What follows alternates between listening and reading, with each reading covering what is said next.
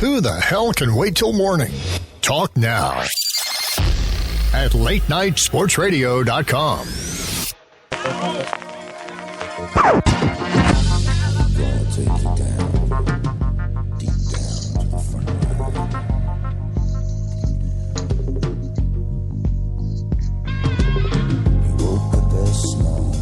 You woke up this morning and you have a lineup to set, and good news for you, we are here to help. We are ready to believe you. It is thefantasygreek.com's Week 1 starts and sits in 60 minutes.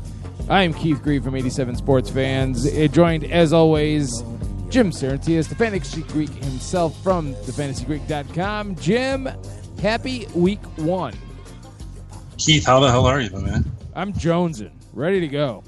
Man, you got the cool music out for this show. It's awesome. For you, the world, and I mean that sincerely. That is so not true. It is. But I'm going to make you treat me better this year. I told you, all I do is try to keep the talent happy. That's what I'm here for. All right, folks, here's how this works. If you are new, this is now the third year we're doing this. Can you believe that, Jim? The third year. Time flies when you're having fun. We will go NFL matchup by NFL matchup, breaking down the fantasy studs and duds. And if you at any time have any specific lineup questions, the phone number to call in is 585-633-7487. That's 585-633-7487. Or tweet your questions, issues, concerns, points of ambiguity with the hashtag AskTFG.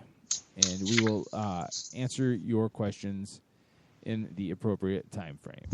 So... I got to tell you, being the back-to-back champ in my league, I feel more pressure than ever. So I'm going to be as much a participant in this process as any of our listeners are. And Jim, I hope we have enough time because I need your help with an issue, but we'll save it for the end. Okay. Keith, I'm here for you, baby. Aside from the term "baby" on the end there, I feel good about that. Okay. Who loves you, baby? All right. Moving on. You remember Telly Savalas, don't you? Vaguely. I suddenly want lollipops. I'm going to plow right through that, though, and move right on into the Thursday night matchup. The Super Bowl rematch, the Carolina Panthers versus the Denver Broncos. On one side of the football, quite a lot of change. On the other side, not so much. And the change with on the side with all the change, rather, is the Denver Broncos. You have a new quarterback. You have a new left tackle. You have a new right guard. There's a whole bunch of different... This is not the same team that took the field for your Super Bowl game last year, and the biggest name missing from that is obviously Peyton Manning. On the defensive side of the ball for the Panthers, you're minus Josh Norman. You're starting two rookies at cornerback right now. A little bit of question there for the Carolina defense there, but it is still driven by the linebacking core and the front seven. Denver is going to have Trevor Siemian, well, power to you winning the starting job, but you are going to have your hands full. The only thing going in Denver's favor in this matchup, in my personal opinion, is the fact that they're home. But they still, even though they've lost some personnel on defense, Danny Trevathan's gone. They lost some defensive linemen to free agency.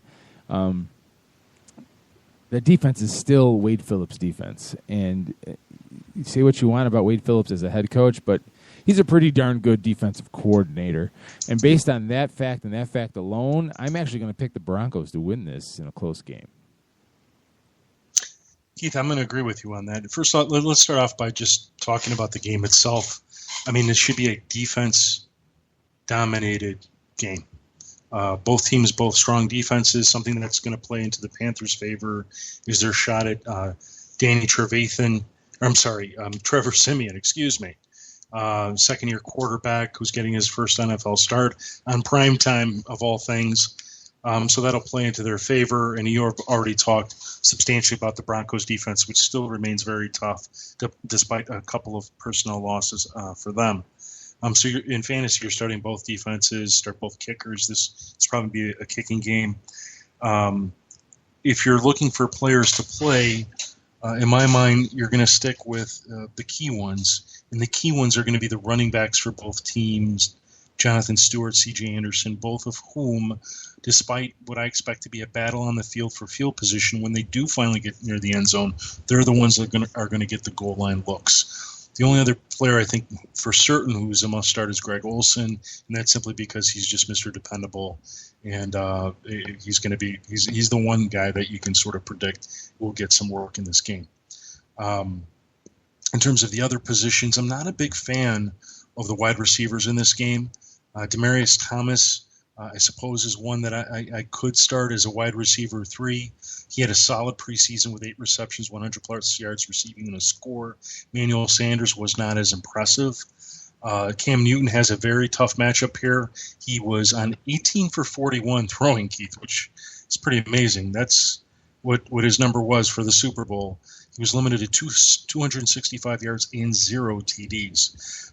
It's not that you can't start him this week. It's just that I think there are some other quarterbacks that are better than he is. If you come to thefantasygreek.com, check out our player rankings, you'll see which ones we're ranking higher. If you have any of them, you can play them instead of Cam Newton this week. And I would just avoid Panthers wide receivers for now. Besides the fact that this is a tough matchup between Kelvin Benjamin, Devin Funchess, and Ted Ginn, your guess is as good as mine as to which of them are going to be fantasy factors. The fact that this is projected to be a low-scoring game is a reason to avoid it. It just sets you up for fantasy disappointment. So besides the few players I've mentioned, I'd avoid most everyone in this game, but I'll take the Broncos at home. Wow, such a angel of death, kiss of death there. I'll avoid every offensive player in this game. And I feel bad starting that way. I wish I could be like, oh my God, play everybody. It's gonna be a high scoring game. It's gonna be wonderful. And but you can't. Even if it became that, I mean, that would be a shocker. Right. Just a shocker. Right. Next up on our agenda is the Tampa Bay Buccaneers traveling to the Atlanta Falcons here. You look at Tampa Bay, new head coach, Lovie Smith, shown the door. The Atlanta Falcons, year 2 under Dan Quinn. The offense was a little lost at times, I'm not going to lie, last year. And Matt Ryan kind of struggled to find his feet. He wasn't the Matt Ryan that fantasy owners had come to know and love over the past years. And the real breakout, the real stud fantasy-wise for the Falcons was Julio Jones. And then after that, it was kind of a mishmash. This game, as far as trying to pick who's going to win, is Jameis Winston the second coming? Is he ready to take that mantle? Is he ready to go week 1 on the road into Atlanta to a defense that isn't exactly world beaters by any stretch of the imagination? But you look at having Mike Evans, Vincent Jackson, Doug Martin had a bit of a resurgence last year. The Falcons currently are starting 2 rookie linebackers. They're a little thin in the secondary. This is kind of a wash, and it's an NFC South matchup, a division game, and I'm just by default, week 1, not really knowing for sure what these teams are going to look like. I'm going to stick with the home team. I'm picking the Falcons. Keith, and I agree with you. This game is a little bit different than the last. Both defenses so far in the preseason have been pretty tough against the pass. Where they've struggled is defending against the rush. So in this particular game, I love Devonta Freeman and Doug Martin.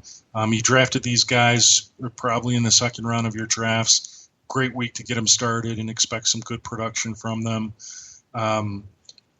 Julio Jones is going to be a must-start, but I'm concerned because of the way the Buccaneers have been defending the pass, whether or not or how effective he'll be. But in a PPR league, that's all the better. He'll get his receptions and he'll be just fine. Mike Evans is a concern of mine. I went back and looked at his 4 games against the Falcons and put to the side his first game when he was a rookie and nobody, I suppose, really knew what he was all about.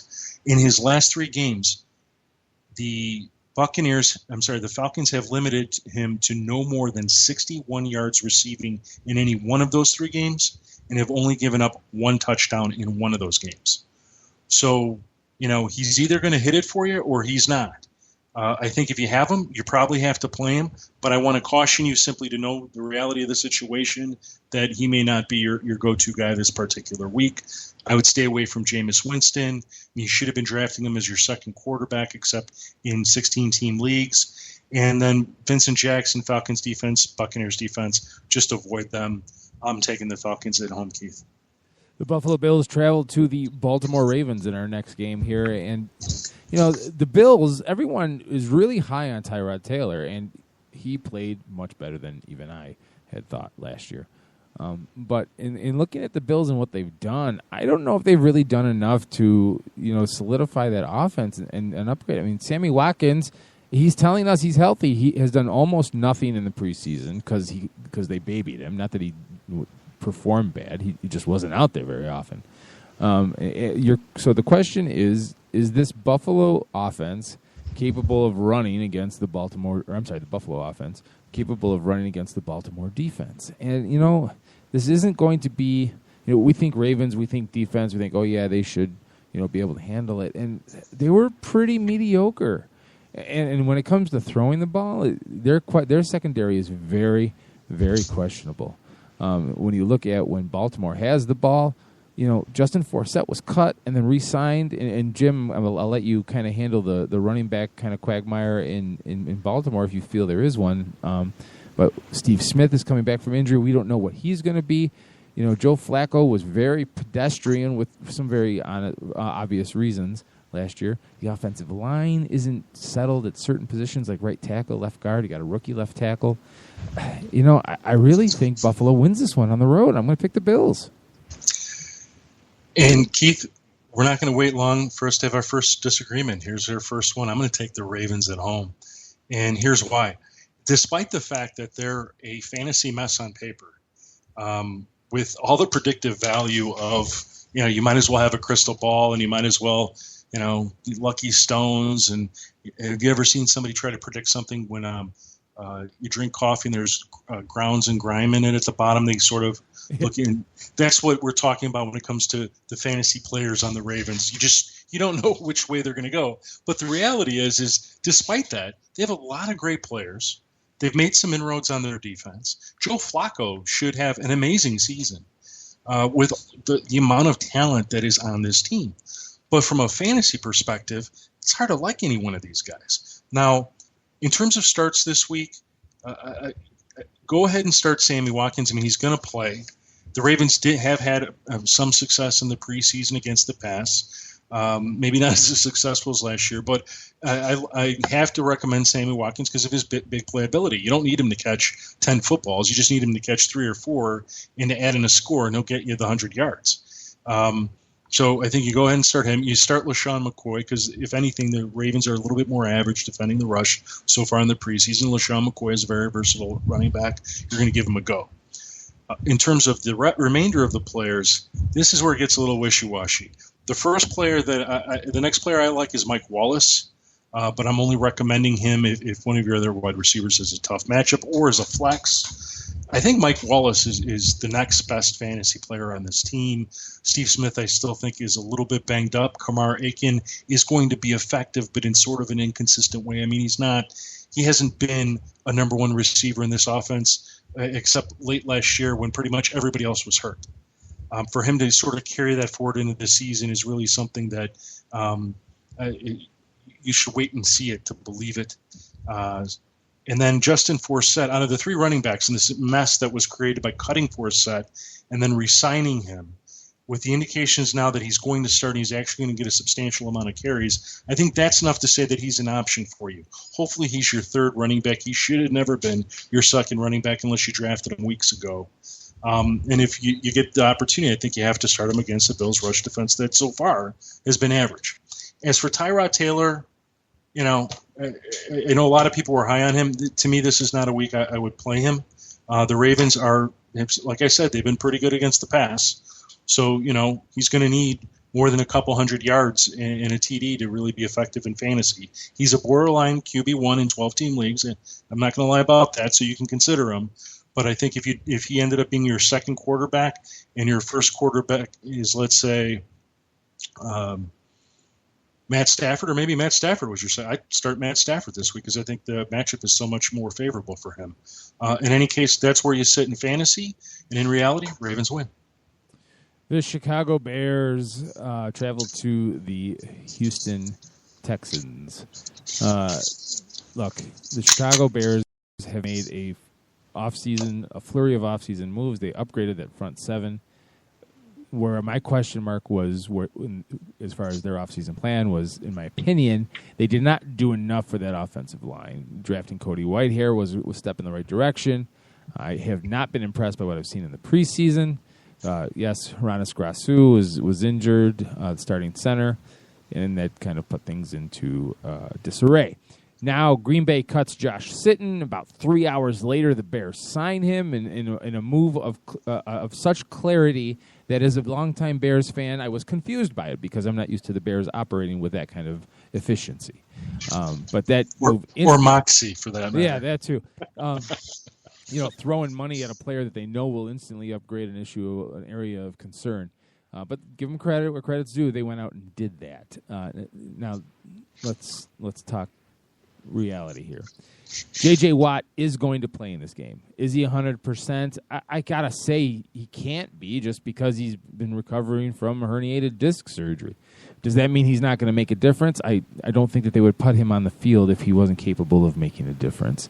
And the one suspect area of Chicago's offense is their offensive line still, even with Sitton. And Bobby Massey lining up against J.J. Watt does not make me feel very good at all. Ted Larson is going to start at center. There's not a whole lot of reason to feel good going to Houston. I still think the Texans' defense is enough to really give a what's the word I'm looking for? Unfamiliar Chicago offensive line. And when Cutler gets pressured, it's not a good sign for anybody. Langford might be able to do something of use, but I don't think this is the week that we see a Bears offense that can gut out a win against a tough defense. I'm going to take the Texans at home. I'm going to take the Texans too, Keith. And a major reason for this is so far in this preseason, they're top 6 in points allowed, meaning they've just been stout, regardless of a weakness that they have in defending the rush. Their defense is playing really well without J.J. Watt. And the most recent news indicates that J.J. Watt is fine. In an interview today, he got up and he said, "I'm fine. I feel great." And I believe that. And because of that, I can't imagine this Bears team offensively being able to outgun a Brock Osweiler, Lamar Miller, DeAndre Hopkins. Let me throw in Will Fuller, all of whom I think are obviously either must-starts. In the case of Will Fuller, he makes for an excellent flex play in deeper leagues. Certainly in our 16-team league, whoever has Will Fuller should seriously probably consider playing him if he wasn't drafted for that reason. It makes for a good week. I like Jeremy Langford, if only because the Texans have shown sort of a weakness at the position against running backs. Certainly when you hear him going up against the Texans, it doesn't exude too much confidence, but I think he can play him. As an RB2, no problems. Alshon Jeffrey might struggle this week because Jay Cutler should be under duress. So Alshon Jeffrey, my leaning is play him because you spent a good draft pick on the guy, and if the Bears are going to do anything, it's going to be through him. So 100 yards in a TD is certainly possible, but this is just one of those games, man. It's the scoring. It could easily be below average if the Bears defense shows up this week, but take the Texans at home and hope for better days for our Bears. All right, the Packers travel to the Jacksonville Jaguars, and this is a game where trying to pick a winner in this, it was really hard to stay objective because I want to believe in Jacksonville this year. I want to believe that they have the tools to be somewhat successful. But then I start looking at the personnel, and I look at when Green Bay has the ball. And, just base offense versus base defense. I don't like the safeties. I don't like over the top. I don't like the rookie cornerback. Jalen Ramsey may be the real deal, for all I know. Devon House was an average corner last year. You got J.J. Nelson coming back from injury. He's 100%. And if we learned anything last year, we learned that J.J. Nelson is what makes this offense go. Eddie Lacy, everyone's all about him losing weight and everything, and great if that translates into success. Great, it makes Green Bay just that much harder. When Jacksonville has the ball and Blake Bortles is coming into his own, hopefully, and they've got Allen Hurns, Allen Robinson, T.J. Yeldon. They added Chris Ivory in the offseason, but Green Bay's defense is not. I mean, they're a little thin in the middle, the interior linebacker position, but they have enough in the secondary that can probably make life a little bit miserable. I don't think this game is going to be a blowout. I think this is going to be one of the better games we see this weekend, but I'm going to pick Green Bay to win on the road. And I have to agree with you. If for the main reason is the Jaguars' defense, it was the talk of this offseason with some of the moves that they made in the draft, as well as how some other players are coming back healthy. But so far in the preseason, we haven't seen that tough Jaguars defense. They're average against the rush, they're average against the pass. And the Packers, on the other hand, that's an offense that's coming together. Jordy Nelson doesn't seem to be quite 100%. But you have to Jared Cook, who in the minimal time he's played with Aaron Rodgers has looked great, and suddenly it looks like they've found a missing link or a missing piece to that offense. Eddie Lacy's healthy, so everything is falling into place. Plus, their defense is playing pretty well. For the Jaguars, the saving grace from a fantasy perspective is I think they're going to have to air the football out to keep up with the Packers. So that's good for a guy like Blake Bortles, which you can consider a mid to low end QB1 this week. It's good for an Allen Robinson. It's good for Julius Thomas. Players that I sort of am leaning away from are going to be a Chris Ivory, because the Packers, I think, historically tend to be a little bit better against the rush than the pass. I like T.J. Yeldon because he'll be active in the passing game, but I can't envision a circumstance he would necessarily be started unless, like I have a league where we drafted 20 spots, and I think we start 12 or 15, so that's a possibility. Outside of that, Jordy Nelson, know that he may play this weekend, but he could be limited in his snaps. But because this projects to be an above-average scoring game, I think you got to give him a go, at least as a wide receiver too. Packers on the road as they take their first step to recapturing the NFC Championship. The San Diego Chargers versus the Kansas City Chiefs. And shame on me for not having the San Diego Superchargers theme song queued up, but I don't. Sorry, folks. Damn it! I can't be perfect every week. Even God rested on the seventh day. Looking at when the Chiefs have the ball, we know what the Chiefs are going to be offensively, right, guys? Jeremy Maclin is going to be decent. Travis Kelce is going to be reliable. Alex Smith is going to be controlled.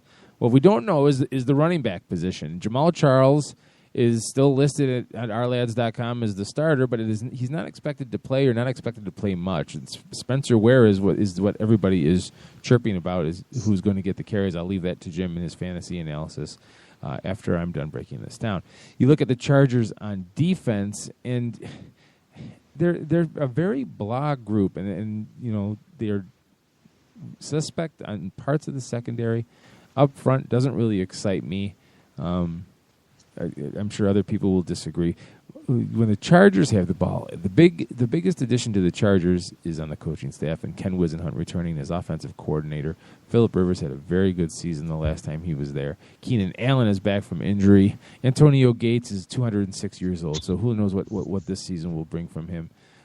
You have Melvin Gordon Jr. needing to play much better than he did last year, but Danny Woodhead is kind of like the Darren Sproles / scat back there to change things up. The Chiefs are still the Chiefs on defense. They are a tough group, even though there's some new face, one new face actually in the middle of that lineup. I'm going to take the Chiefs at home, but this is going to be a tough, hard-fought game.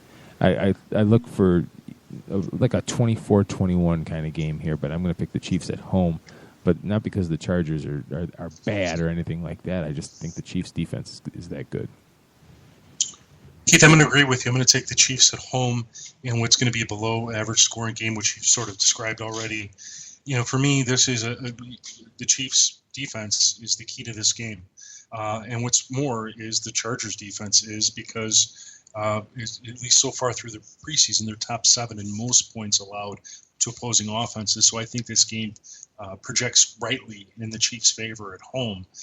From the perspective of fantasy plays, you are absolutely correct about Jamal Charles. He is still nicked up. He is not expected to play this week. Spencer Ware should carry the load, and if you drafted him, he is a must-start against a very weak Chargers rush defense. Travis Kelce makes, obviously, for a solid tight end play, as should the Chargers defense. The only player for the Chargers that I think is pretty much a must-start, and it's in a tough matchup, I'm gonna have to admit that up front, is Keenan Allen. And that's because I truly believe he's just a very talented wide receiver, and I don't care who the defensive back is. He's the kind of player that can get you the double-digit fantasy points, whether it be 100 yards or 40 yards in a TD that you'll need for him to be relevant. It's just that at the end of the day, when you look at the scoreboard, the Chargers won't win. Other players to sort of talk about and consider, Jeremy Maclin. I suppose he makes for a decent enough play, but he didn't have any success against the Chargers last season, so it'll be interesting to see whether he can have it this season. Melvin Gordon I would shy away from. Danny Woodhead might be okay, if only because in PPR leagues. Antonio Gates I think is okay. And I remember this, Keith, last year when we talked about it. Gates has this weird history with the Chiefs. They either get his number and he doesn't do much, or he puts up a decent amount of yards and gets a score. So for that reason, if you have him, you can play him unless, for example, you have Julius Thomas in the other game we just talked about against the Packers. I would rather play Julius Thomas in that instance. A player to sit, Phillip Rivers. I wouldn't trust him this week. It's not to say that he won't do something, but I think there's plenty of other quarterbacks with better matchups you could start ahead of him. Chiefs at home. The Raiders travel to New Orleans. The Saints and their high-flying offense, right, took a little bit of a step back last year. Not what anybody would have expected from this team. Brandon Cooks had showed flashes. Willie Snead stepped away. The addition of Coby Fleener is an interesting wrinkle, and I think everybody wants to assume that Fleener is the Jimmy Graham, the athletic pass-catching tight end, and you saw what Jimmy Graham did. And I'm not so sure I buy into that. I think that Jimmy Graham was kind of like lightning in a bottle, a kind of type of player that fits at a certain time in a certain way, and I'm not sure you can do that again with Fleener. When the Saints have the ball, you look at their 3 receivers set, Brandon Coleman lines up, and the Raiders just don't have enough in the secondary to keep up. It's going to be very hard to contain this. When the Raiders have the ball, Latavius Murray, do you believe in him? Is Derek Carr ready to take the next step? The Saints' defense is a little bit blah up the middle. Leads me to believe that this will be more of a running offense for the Raiders this week. They won't be throwing the ball very much, well, not very much, but with much success. I don't like this game. I don't like the Raiders going into New Orleans. I'm going to take the Saints at home. Did you just say that the Raiders wouldn't have any success throwing the football? I didn't say any. I said much. Okay. Well, Honey Puff. I love when we disagree. Just so the listeners get their heads on straight. This has to be the best matchup for a quarterback all week. Derek Carr. He will have one of the best fantasy games out there. I don't know that he'll be number 1, but if he's not top 5, he's borderline top 5. I mean, in daily fantasy, I don't know what they're going to put on him, but you should be able to start him by avoiding the top people and get some really good numbers. The Saints are awful against the pass. They gave up the most fantasy points to quarterbacks pretty much all season last year, and that has continued into this preseason. They've given up the second most points allowed in the preseason. I marked the Saints at home on my sheet here, but I think I'm going to take the Raiders because the more I talk about this, the more I realize that I think the Raiders have what it takes. From a fantasy perspective, Derek Carr, he's my Mount Olympus player of the week, by the way. Latavius Murray, Amari Cooper, Michael Crabtree, start all these guys. For the Saints, you're going to start Drew Brees. Mark Ingram has a great matchup. Brandon Cooks, Coby Fleener, Willie Snead. The Raiders are a little bit tougher against the pass than I think many would realize, but Drew Brees is Drew Brees. This is my upset special. I think the Raiders are going to do the Saints bad. Raiders win. I love when we disagree. I absolutely adore when we disagree. All right, Keith, All right. We'll see. We shall see how it plays out. We will. All right, the Bengals at the Jets. Cincinnati's got to take that step, right, guys? Who do you believe in? Who do you trust? Hugh Jackson is gone. He's now the head guy in Cleveland. Still got Andy Dalton there. Still got A.J. Green. In steps Brandon LaFell into the Mohamed Sanu role from last year. Got some questions with at the center position with Russell Bodine. Just my personal opinion. You look at the Jets' defense. They played really well out of the gates last year. They fell off at the end. They couldn't sustain it, but they were a good defense. You look at when the Jets have the ball, Fitzmagic comes back. You add Matt Forte, which should make that a much more dynamic offense than they had last year. Ryan Clady, although a bit injury-prone, solidifies the left side of that offensive line. Brandon Marshall, yes, he's a little older, but he had a fantastic season last year. Eric Decker performed well. This is not a home run here for the Bengals because I don't know about you, Jim, but when I think Bengals, I think of one of those AFC teams that's in the mix. They're not perfect, but they have enough to be in the mix. The Jets, I don't usually think of being there, but all of the word coming out of Jets camp is that the offense is clicking on all cylinders, much better than it did last year. I got a feeling. This is my upset pick here because normally my gut says the Bengals here. I'm picking the Jets to win at home. Keith, I'm right there with you. In what should be a low-scoring game, the Jets should dominate the Bengals. I don't understand why these guys didn't get the kind of love that they should have. People missed it last year, and I forgive the people that missed it.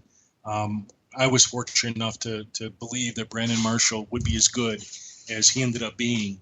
And I just don't understand why people don't think he'll be good again, or why Eric Decker won't be good again, or why Ryan Fitzpatrick won't be good again. And Matt Forte is not going to take anything away from that. He's going to make everything better. So their offense is primed to play really well this week, even though the Bengals, they're tough against the run. So Matt Forte, if he's going to do something, he's going to be in the passing game. But I think that the Jets will be fine. In terms of the Bengals, we'll start A.J. Green. Let's start there. He did struggle against Darrelle Revis, but once you play Darrelle Revis, you can get better against him. Brandon Marshall has proven that. Certainly, it'll be hit or miss, but I don't know that I would sit him. Fitzpatrick's a start. Brandon Marshall's a start. Decker's a start. Ryan Forte's a start. I'd avoid Andy Dalton. I'd avoid Jeremy Hill. Gio Bernard, maybe in a PPR league. With Jets defense, I would make them a must-start. Again, I'm taking the Jets at home. I don't know much more I could say about this, but they should be 1-0 to get the season started. All right, the Cleveland Browns travel to the Philadelphia Eagles. The Eagles making the bold move, trading Sam Bradford to the Minnesota Vikings and naming rookie Carson Wentz their starter. Ryan Matthews enters into the starting running back role after DeMarco Murray was sent packing. There's a lot of questions, obviously, with this Philadelphia offense. Carson Wentz is going to face a lot of learning bumps along the way. But this Cleveland defense, we don't know what to really expect from this. It's a new coaching staff once again in Cleveland. A couple rookies looking to play a prominent role at the linebacking core. They're thin in the secondary. If there's a game where Carson Wentz might look like the real deal, this might be it. When you look at when Cleveland has the ball, Robert Griffin III comes over to take over the quarterbacking duties from that giant toilet mess that was there last year. Isaiah Crowell listed as the starter ahead of Duke Johnson, which is not what a lot of people expected going in. The Eagles on defense, again, they're not that great. at one of the corner spots. Safety is decent for them. Their front seven is average at best. It's spots, it's really good, but it's average at best. How do you pick this game? I'll be damned if I know. The Cleveland offensive line is not very good. I'm actually going to pick the Eagles in this game. And Keith, I'm going to agree with you. I had a hard time with this game for an array of reasons. The biggest one being the fact that Carson Wentz is going to be starting, and you really don't know what to expect from him except to believe that he's going to have all the struggles that a rookie quarterback might have. That having been said, the Eagles' defense has actually been pretty darn good so far in this preseason, particularly in points allowed. They're among the lowest in the league so far. If they carry that forward into the season, that will bode well for them, especially given some of the shortcomings that their offense should have with Wentz at the helm. In terms of from a fantasy perspective, one of my top plays of the week, believe it or not, despite all the things could possibly go wrong for him this season in terms of injuries, is going to be Ryan Matthews. This game sets up well. The Browns are weak against the rush. They were one of the weakest rush defenses last year. Carson Wentz is going to be under center, and the Eagles will lean on their running backs this week. So I love Ryan Matthews. If you drafted him, you need to get him active this week. He should do well. Zach Ertz, I think you have to play him. He's one of the higher drafted tight ends, and if anybody's going to do something to help out Carson Wentz, it should be Zach Ertz. Start the Eagles defense. In terms of the Browns, it's a little bit more hesitant. I mean, I like RG3. This will be our first time that we really see him in a full game against a really good defense. Let's see how he does. I do like Corey Coleman. I think he's sort of a sneak pick here, but just kind of, I think it's tough to start a rookie this week unless you're in one of these deep 16-team leagues and you have enough roster spots to do so. I'd avoid the running backs if at all possible for the Browns, even though Duke Johnson has a little bit more appeal, as does Darren Sproles in PPR leagues. Jordan Matthews, as soon as I heard that Sam Bradford had moved on, immediately I thought, Jordan Matthews' value falls. I mean, he was easily guaranteed 1,000 yards and 8 TDs with Sam Bradford under center. Now with Carson Wentz, I just don't know. So I would avoid him if at all possible this week and see how he does. Eagles at home. Alrighty, the Minnesota Vikings travel to the Tennessee Titans in one of the more interesting matchups this week. Obviously, Teddy Bridgewater gone for the year for the Vikings. They go make the trade for Sam Bradford. As we sit here tonight, Sean Hill is listed at ourlads.com as the starter quarterback. Obviously, we'll take a minute. It all depends on how fast Bradford picks up Minnesota's offense. That being said, they still have some guy named Adrian Peterson in the backfield. I don't know if you've heard of him or not. Tennessee is a sneaky team, and I know they went through a coaching change last year, and there were times when they were awful. If there's a team that I think can make a leap from one year to the next, I think it's the Tennessee Titans this year. That's my out-of-the-box call here. I think they're going to run the ball very well. I like the signing of Rashard Matthews, who performed, decently on an offensively struggled Dolphins team last year. Dorial Green-Beckham was shown the door after the emergence of Tajay Sharp in training camp. There's something about this Titans team where, they're not going to win the Super Bowl, but they're going to be a lot better than they were last year. That being said, this Vikings defense is Super Bowl caliber, and I mean that very sincerely. This is going to be a really good game, but the quarterback position means a lot. You're traveling on the road in the NFL. Road games are not easy in the NFL. I'm going to pick the Titans at home. And Keith, I'm going to take the Vikings on the road. Regardless of who the quarterback is, and I think it will be Sam Bradford based on what the reports are and how quickly he's picking up the playbook. The Vikings defense for me is really what carries the day here. They're one of the top teams even in the preseason in points allowed. They're weaker against the rush, a little bit more stronger against the pass. From a fantasy perspective, the Vikings are going to lean on Adrian Peterson. and the Titans should be leaning on DeMarco Murray with a splattering of Derrick Henry in this game. Marcus Mariota and Tajae Sharpe, for me, are not players to consider this week. I would rather see how they do against arguably one of the top 10 defenses in the league before I consider starting them against such a good caliber defense. I'd avoid every other player out there, including Stephon Diggs and Quan Treadwell.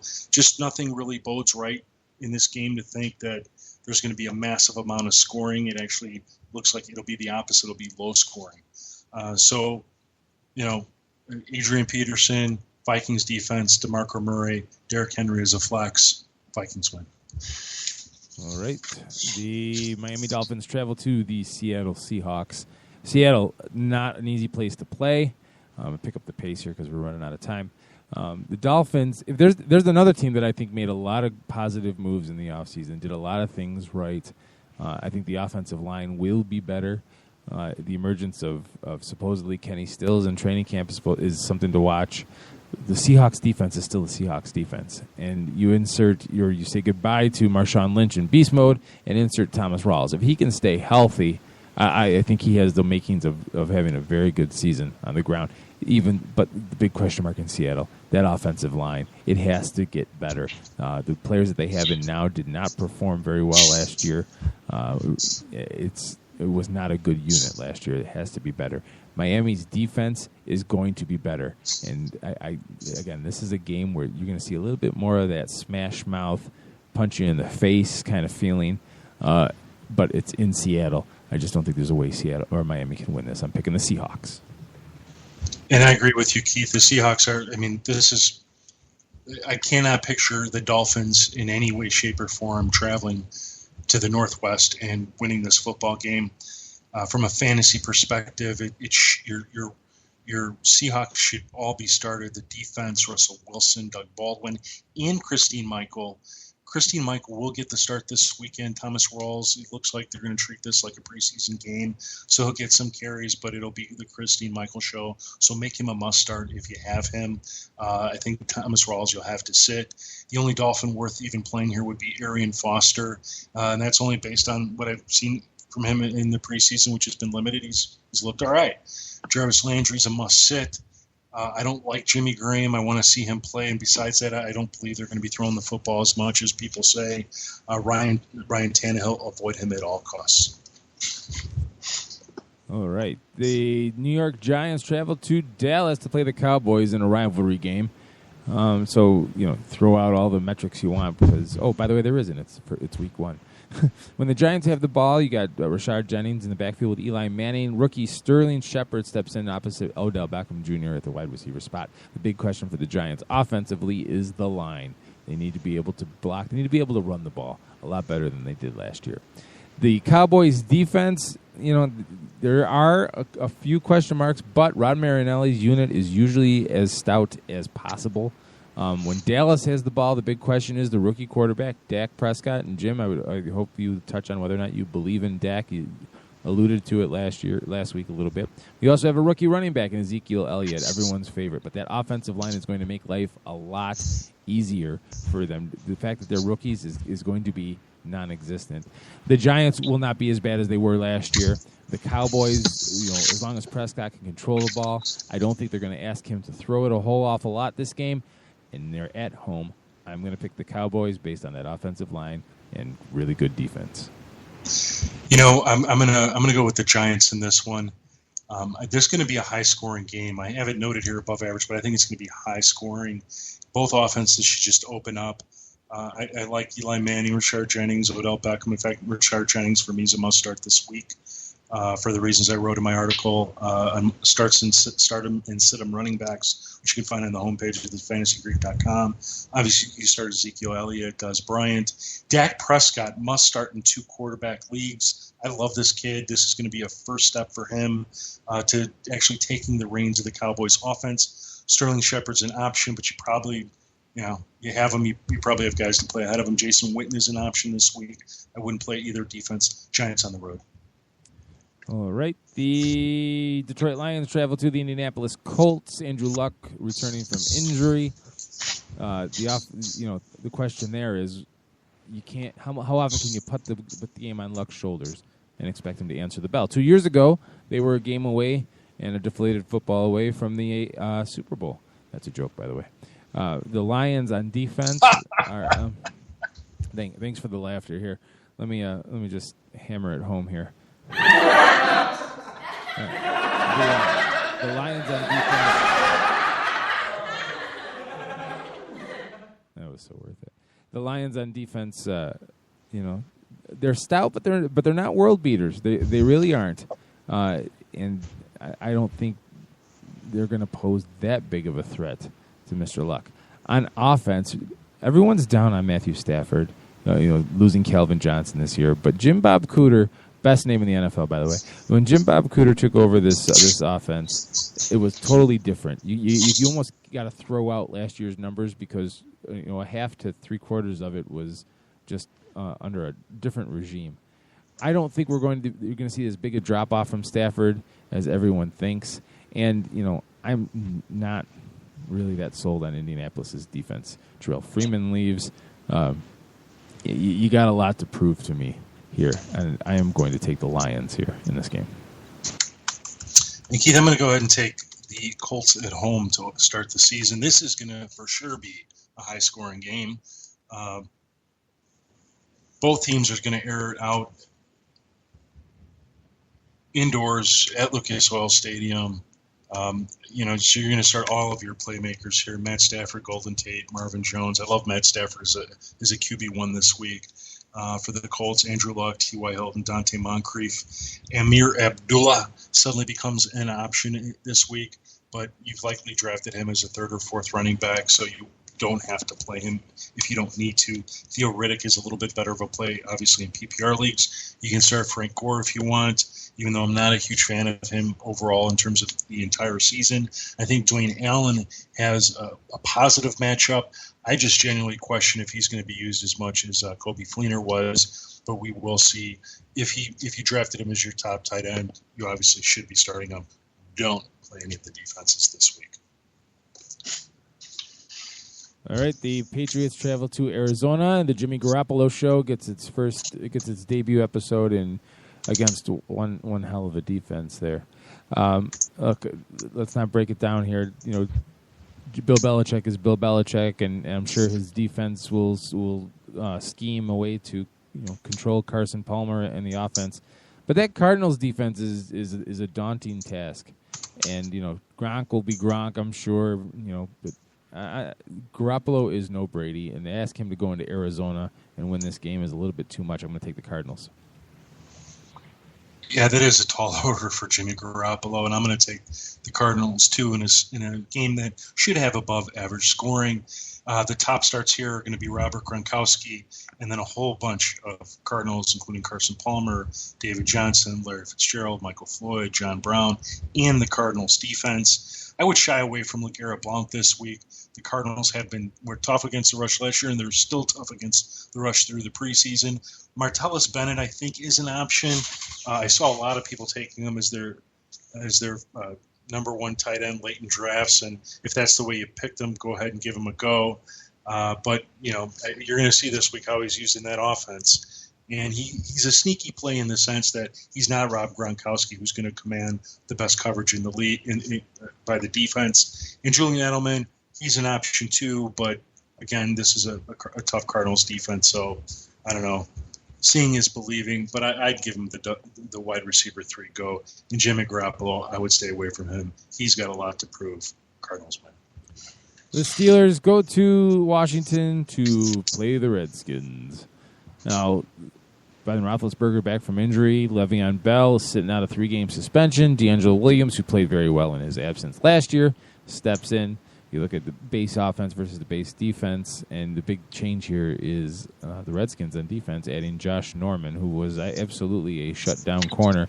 But Bashaud Breeland wasn't all that bad last year himself. This is going to be a tougher passing defense than I think the Steelers are expecting. But that being said, I do have questions about the Redskins' front seven. I expect them to be able to run the ball fairly well.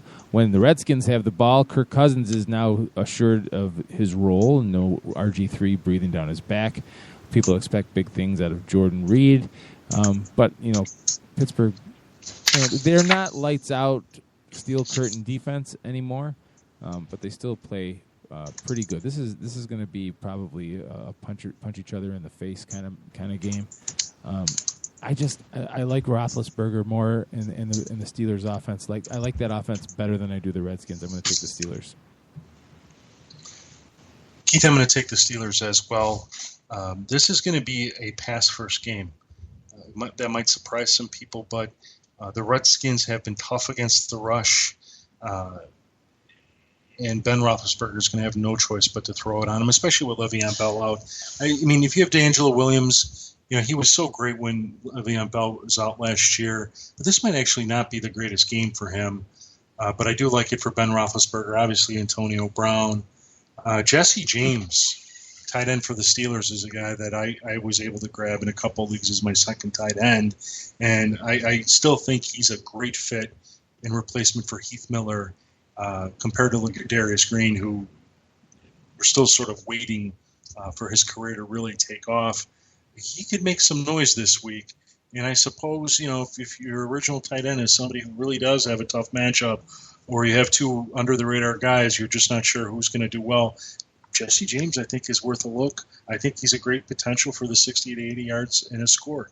Eli Brown could make some noise, but there's no need to play him. I cannot see him being started in any format, even though I can see him being on rosters in deeper leagues, 14 to 16-team leagues. For the Redskins, Kirk Cousins, one of my top starts this week is Deshaun Jackson. You've got to get him out there. In the last 6 games last year of the season, he had, I think, 25 receptions, 450 yards, 4 TDs. In a game like this, he should get 100 yards and a score. Start him with confidence. Avoid both defenses. And Matt Jones, let me talk about him briefly. The Steelers are average against the rush, but I'm just not a big fan of Matt Jones. He hasn't proven himself to me, and hopefully you got him as your third running back. If so, let him sit on the bench. Let's see how he does, and let's see how his shoulder holds up. Steelers win. All right, and what does the NFL office give us as the nightcap, the finale to all of the Week 1 festivities? We get the crap fest that is the San Francisco 49ers and the Los Angeles Rams. Jared Goff was picked with the number 1 overall pick, and he is now listed as the third-string quarterback behind Sean Mannion. So take that info for what it's worth. The Rams' offensive line was not good by any stretch of the imagination. And the Niners' defense, while not really anything to get excited about, might actually be able to take advantage of this. But the problem is that the Rams, the LA Rams, they're pretty good on defense. And you got Blaine Gabbert and Carlos Hyde, who's everyone's expecting to take leaps and bounds this year. Take that, Jim, I'll let you talk about that fantasy-wise. This is still Blaine Gabbert's team. And the Rams, while they have a whole bunch of warts, I'm going to pick them to win this game based on their defense. I agree with you, Keith. Both defenses have been fairly average through the preseason, but I really think the Rams are a much better defense than they've shown so far. When it comes down to it, from a fantasy perspective, the best players are going to be the running backs, Todd Gurley, Carlos Hyde. Start both those guys this week with confidence. Start the Rams defense. Tavon Austin, I think, is an interesting flex play this week, just because this is going to be an opportunity for the Rams to really open up their playbook. And for them to really be successful, Tavon Austin has to be successful. Kenny Britt's an option too, but if he's on your roster, he was a late-round flyer. Just leave him on your bench. Let's see how they do. As far as the rest of the 49ers playmakers, bench them all. Rams win. There it is. Well, we got a couple minutes left, so let me use your input for my own personal gain here. Absolutely. All right, that's what I'm here for. Four running backs I got questions about. I want to start 2 of them: Ezekiel Elliott, D'Angelo Williams, C.J. Anderson, and Spencer Ware. You got to pick 2 out of that. Ezekiel Elliott and Spencer Ware. Yeah. Yep. I had Elliott and Williams penciled in. Like I said, I don't know if this is the best matchup for him. Ware's matchup is much better. Okay. There we have it. Let me check the Twitter feed right now, and no other questions here. So with that, we've covered all the games, and we will bid you adieu. We'll be here every week, folks, 10 p.m. Eastern Time, Wednesdays, to help you set your fantasy lineup. For Jim Sarantias, the Fantasy Greek himself from thefantasygreek.com, I am Keith Greek from 87 Sports Fans. 585-623-7487 is the weekly phone number. Hit the hashtag AskTFG throughout the week, and Jim will respond to your questions and concerns as they come up. This has been thefantasygreek.com's Week 1 starts and sits in 60 minutes. May the odds be forever in your favor.